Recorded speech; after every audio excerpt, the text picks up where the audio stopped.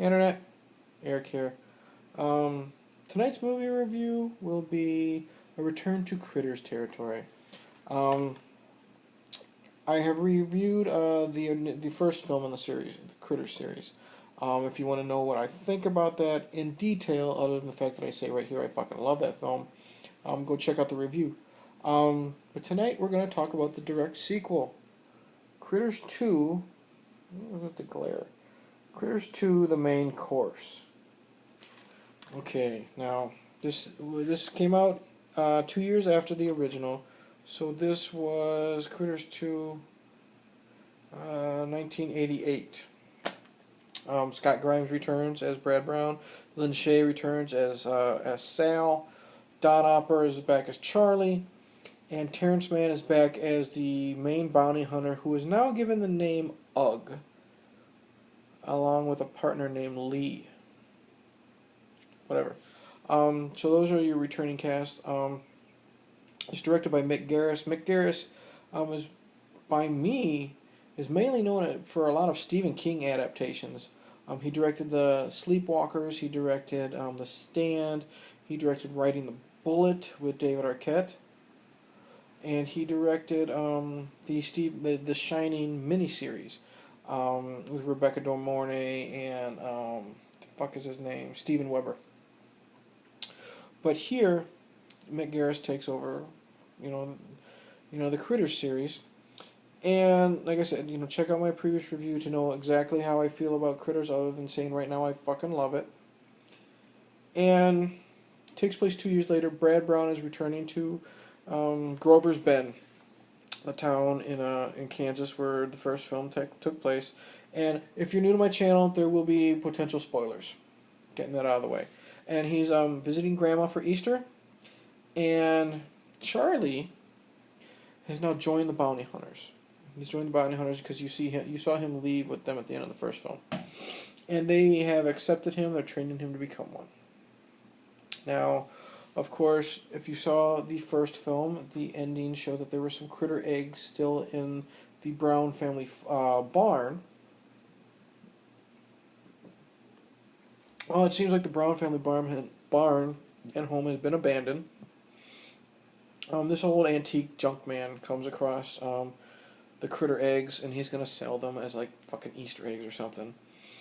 And of course, critter eggs hatch, kill him, and the rest of the film is Charlie and Ugg and Lee, the other partner, and Scotty Grimes as Brad, and the rest of the townspeople getting together to take out the critters. And that's the plot in a nutshell. How do I say this? I love Critters so much. It's my favorite sci-fi, or one of my favorite sci-fi 80s horror films, along with like Killer Clowns from Outer Space and stuff like that. If you love Critters, go into Critters 2 with your expectations low, and you might not get too disappointed.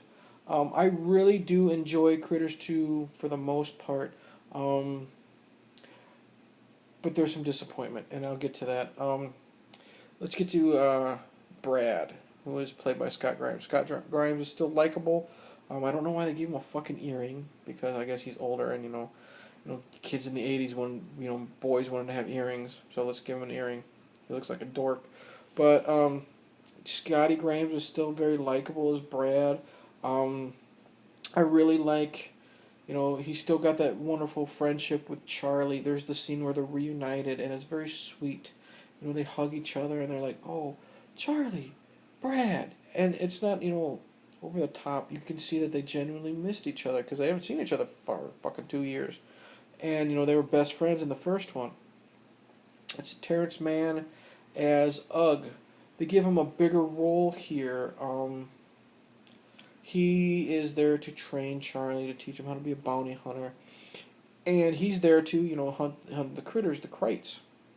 And he's partnered up with Lee. Ugly, stupid, but whatever. Eventually, Lee takes the form of a Playboy playmate because she sees the centerfold of a Playboy magazine that Charlie is looking at.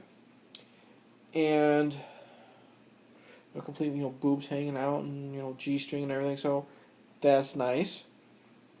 And she does okay. Whoever this actress is, she does okay. She's not on screen very much. She's there with Ugg to just kill critters.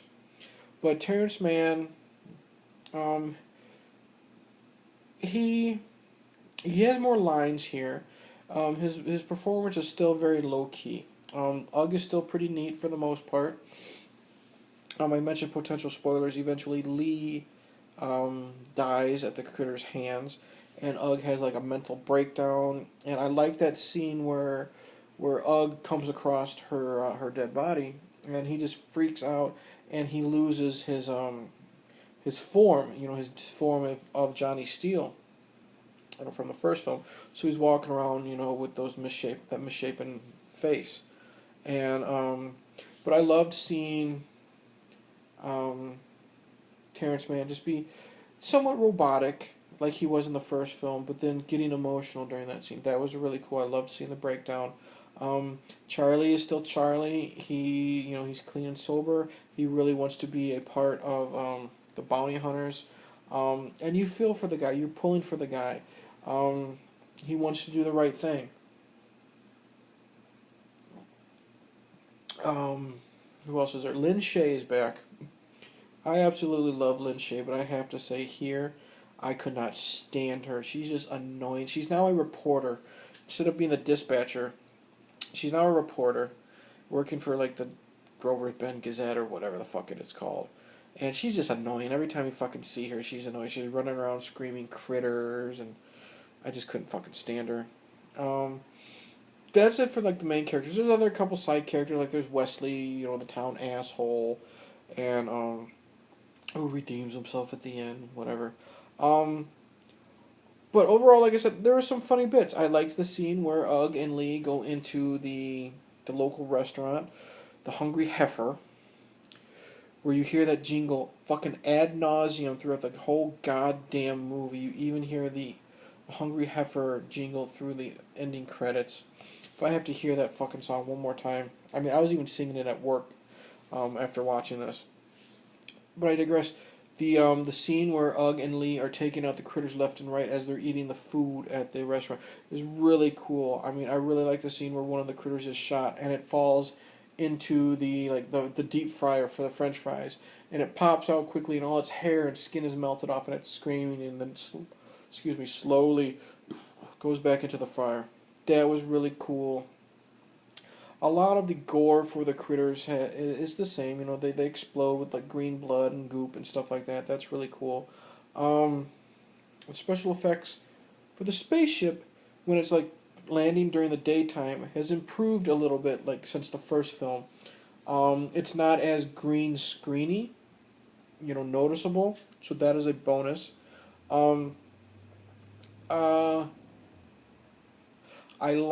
There's a scene where Charlie's freaking out, he's scared by all the critters, and he runs away.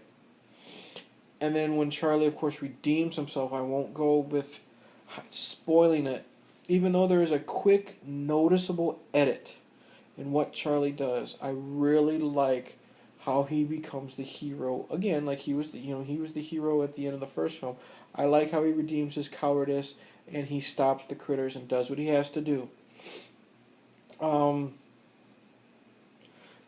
What was his name? I can't think of his name, but the sheriff from the first film. It's no longer Emmett Walsh, the original actor. He's Harv. Emmett Walsh played him in the first one. Some new actor played him in the second one. Harv has been voted out as sheriff, so he's like living in a trailer, and he's this grumpy asshole for good reason. I like the actor who portrayed him. Even though I was surprised I couldn't get an actor who looked like the original actor. So that kind of throws you off. But he's very likable when he comes back to help, of course, because, eventually he wants to tell Grover Ben to go fuck themselves for voting him off. And he hopes that the fucking critters eat them alive. But, so, like, most of the characters... And, we meet... Brad's grandma, she's like this hippie that doesn't believe in eating meat. She's played okay. Brad reunites with like a childhood like a high school crush of his or whatever, named Megan. She works at the Gazette as a reporter. She does a decent job. They have a good on-screen chemistry because you know they're gonna fall in love. They're decent together. So overall, other than Lin Shaye, the acting is good. The gore blowing the critters up is good. However, this is where you can see the budget was severely cut. Because lots of times, like when you see a dead body, like, you know, I mentioned the junk man, you know, the antique dealer, you know, who initially had the critter eggs. First off, when they do kill him, it looks really cool because he's hopped up on like a little step stool, and one of these critters like jumps on like his loafers, you know, the loafers he's wearing on his feet, and it's just hanging on his toes, and he's shaking it off. And then when he finally shakes that off, and you see like a huge fucking chunk, like literally taking out of his foot, that's brutal, and that gore looks cool. However, when Brad comes across his corpse, like he opens up the door to like the antique barn, and his dead body falls on Brad, it's so noticeably, you know, a fake, I guess, mannequin or whatever it is. That looks bad. The special effects for when the bounty hunters, you know, they shoot their I guess their guns or whatever they're called. The explosion that comes out of it, it's basically just a big spark. It doesn't sync up with the audio of the explosions coming out of it, so that is really bad. Yeah, the budget is severely cut. There is, so like I said, I mentioned some good gore. There's a good scene where everyone who's seen this knows it could, you know, every Easter, a lot of them always post it on YouTube. The sheriff, or not the, I think it's the new sheriff, you know, because Harv has been voted out, I said, dresses up like an Easter bunny, and the critters get inside his suit and they eat him alive. He jumps through like the church window and he's like coughing up blood. That was a cool effect. But there is a scene where eventually you find out there's some foreshadowing early on that they can do this, but by the end of the film, the critters, it's hard to see, you can't really tell, they eventually can get, let's see with the glare, eventually they can like all join together, and they form like this big gigantic ball, and they can roll around town and eat whatever they want, like that. And when it's close up, it looks really cool. You can see like the individual critters and stuff like that. And you see some POV shots of it, of the camera spinning round and round. I don't really like that. That kind of gets me dizzy, but it's a cool POV shot. You see some, you know, the shot inside the actual ball, the critters like, you know, doing their thing. But when you see like these far shots of like the ball, I think you literally see it like bouncing in the fields, and it looks like a giant like volleyball. And because you can see like the individual squares, I guess that's supposed to be like different critters, and they're painted differently. It's like I said, the budget is garbage in this film. Yeah, I'm disappointed that the score from the original Critters film is not in this. I love the score of the film in the original one. You know, during the ending credits, and when the critters are in Brad's room trying to figure out what is what, you know, with everything that happens on Earth. Instead, we get kind of like a generic score, and when we don't hear that generic score, we hear the fucking, you know, Hungry Heifer theme.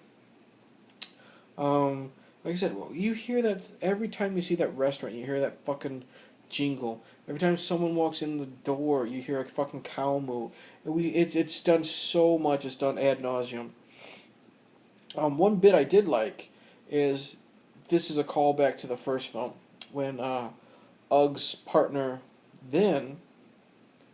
I don't know if I don't know if it's the same. You know, if Lee here is the same character from that one, but can't find the perfect form to take. So it takes the form of the Playboy model, and then eventually it bumps into one of the cashiers at the Hungry Heifer, and it's played by the same actor who does the voice of Mandark. If you've ever seen Dexter's Laboratory, he's just got this annoying weaselly voice, and he changes into that character, And it's funny because you kind of see him walking around, but he's still dressed like Lee, like his butt's hanging out of his outfit and stuff like that, and he just walks around saying "kill Krites" in that high pitched voice. That's fun. And eventually Charlie follows him, and he sees, we'll call Lee Mandark, whatever, and he's starting to change, and Charlie's wondering what the fuck is he changing into, and he looks, and it's a cardboard cutout of Freddy Krueger, and Charlie's freaking out, and that was kind of funny. So he puts the Playboy back in front of Lee, and Lee turns back into the Playboy model. So that was a funny bit. I like that.